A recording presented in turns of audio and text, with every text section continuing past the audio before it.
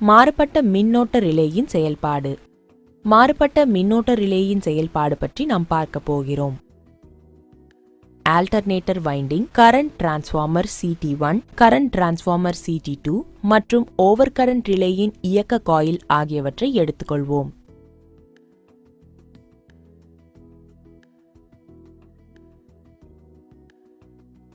இயல்பாக இயங்கும் நிலையில் ஆல்டர்னேட்டர் வைண்டிங் ஆனது 1000 ஆம்பியர் சாதாரண மின்னோட்டத்தை எடுத்து செல்வதாக வைத்துக்கொள்வோம். அதன்பின் CT-களில் இரண்டாம் நிலைகளிலுள்ள மின்னோட்டங்களுக்கும் சமமாக இருக்கின்றன. இந்த மின்னோட்டங்கள் 2 CT-களை மட்டுமே சுழற்றும் மற்றும் மாறுபட்ட ரிலே வழியாக எந்த மின்சாரமும் பாயாது. எனவே இந்த ரிலேவானது செயலற்றதாகவே இருக்கிறது.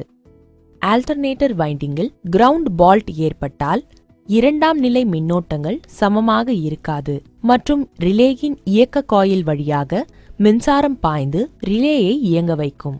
சில மின்னோட்டம், அதாவது இந்த சந்தர்ப்பத்தில் 500 ஆம்பியர் ஒரு பக்கத்தில் பாய்ந்து மறுபக்கத்தில் ஒரு பெரிய மின்னோட்டம், அதாவது 2000 ஆம்பியர் நுழைந்தால் CT இரண்டாம் நிலையை மின்னோட்டத்தின் வேறுபாடு, அதாவது 10 - 2.5 = 7.5 ஆம்பியர் ஆனது ரிலே வழியாக பாயும்.